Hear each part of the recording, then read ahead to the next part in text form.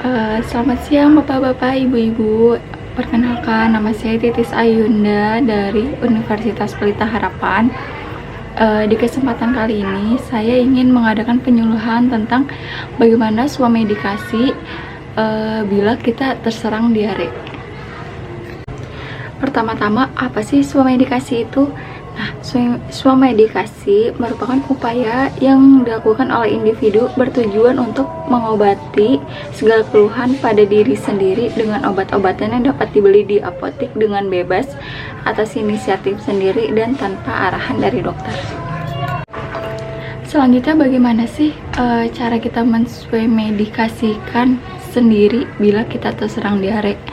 Nah, diare sendiri itu merupakan suatu keadaan bertambahnya frekuensi buangnya air besar, ditandai dengan sakit perut, mual, dan demam. Selanjutnya, apa sih penyebabnya diare? Penyebab diare itu ada macam-macam. Nah, satu, bisa jadi karena makanan atau minuman yang kita minum itu tidak higienis. Yang kedua itu dari efek samping obat. Yang ketiga, faktor psikologi. Nah, misalnya itu gelisah. Sebenarnya diare itu bahaya nggak sih? Faktanya, di Indonesia sendiri, penyakit endemis dengan angka kesakitan 214 per 1000 penduduk untuk semua kelompok umur, serta 900 per 1000 penduduk untuk balita. Sementara data yang diberikan oleh WHO itu, diare menyebabkan 760.000 kematian pada anak di bawah 5 tahun. Diare itu menyebabkan dehidrasi. Nah, maka dari itu kita perlu adanya rehidrasi.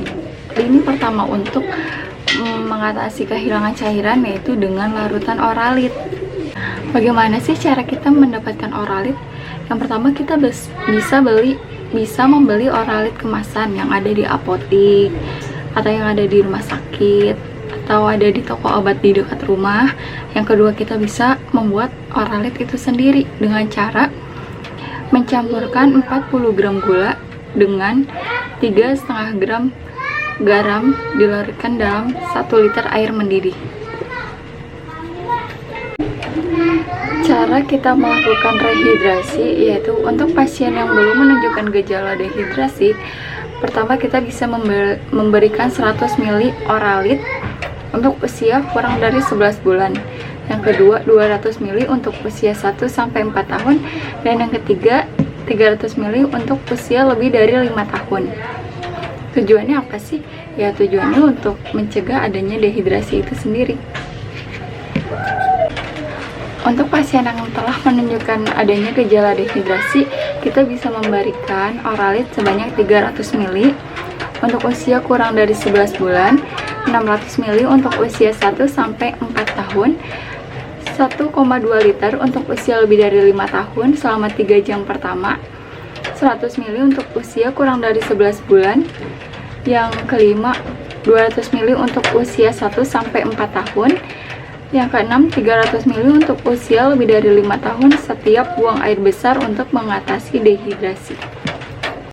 Untuk pasien yang telah menunjukkan gejala dehidrasi, berikan ASI atau susu formula yang lebih banyak, atau pemberian tablet zinc untuk mencegah dehidrasi, dan sebagai terapi pelengkap oralit pada anak dengan dosis 10 mg per hari untuk umur kurang dari 6 bulan, 20 mg per hari untuk umur lebih dari 6 bulan.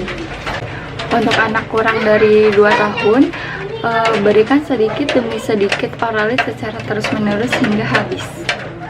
Adapun pilihan obat sebagai swamedikasi saat kita diare yaitu 1. Adenorid, kaolin, pektin, dan antal pijit. Untuk anak kurang dari 2 tahun, berikan sedikit demi sedikit oralit secara terus-menerus hingga habis. Adapun pilihan obat sebagai swamedikasi saat kita diare yaitu 1. Adenorid, kaolin, pektin, dan antal pijit.